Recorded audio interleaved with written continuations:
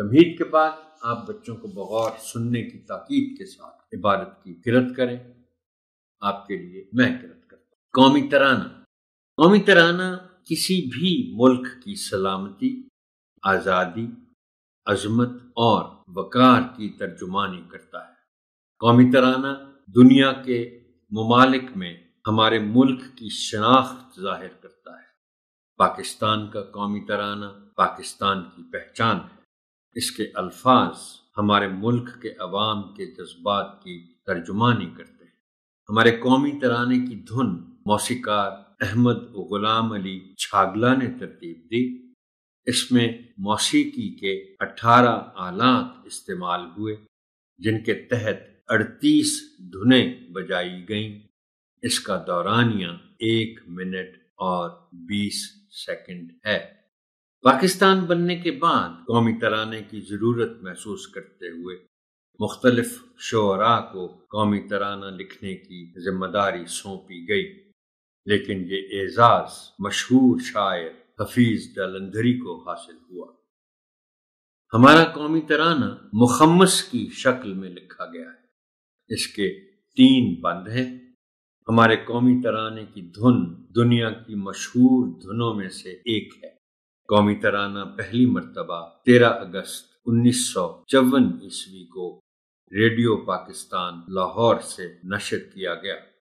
پاکستانیوں کا حب الوطنی کے جذبے کے تحت اپنے قومی ترانے سے بہت زیادہ لگاؤ ہے۔ تمام اسکولوں میں قومی ترانہ روزانہ اسمبلی میں پڑھا جاتا ہے۔ تمام عوامی اور قومی تقریبات کا آغاز ترانے سے کیا جاتا ہے۔ اس کے احترام میں کھڑے ہونا لازمی ہے۔ اسے خاموشی سے سننا چاہیے۔ ہمارا قومی ترانہ ہمیں آزادی کا احساس دلاتا ہے۔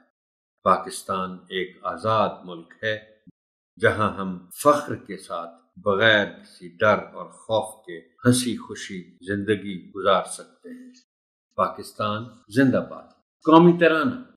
پاک سر زمین شاد باد، کشور حسین شاد باد، تو نشان عزم عالی شان، ارض پاکستان، مرکز یقین شاد باد۔ اس بند کا مفہوم: اے پاک سرزمین تو ہمیشہ مسرور رہے، یہ خوبصورت ملک ہمیشہ خوش و خرم رہے، تو بلند ہمتی کا نشان ہے۔ اے پاک سرزمین تو ایمان اور یقین کا مرکز ہے، تو ہمیشہ شاد باد رہے۔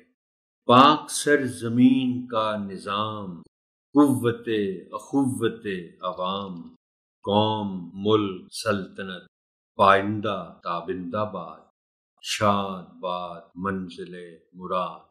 پاک سرزمین کا نظم و نسق لوگوں کی باہمی محبت کی وجہ سے۔ اے قوم، ملک اور سلطنت، تو ہمیشہ زندہ اور روشن رہے، ہمیشہ خوش رہے اور اپنے مقاصد کی تکمیل میں کامیاب ہو۔ پرچم ستارہ و ہلال، رہبر ترقی و کمال، ترجمان ماضی شان حال، جانے استقبال، سایہ خدائے ذوالجلال۔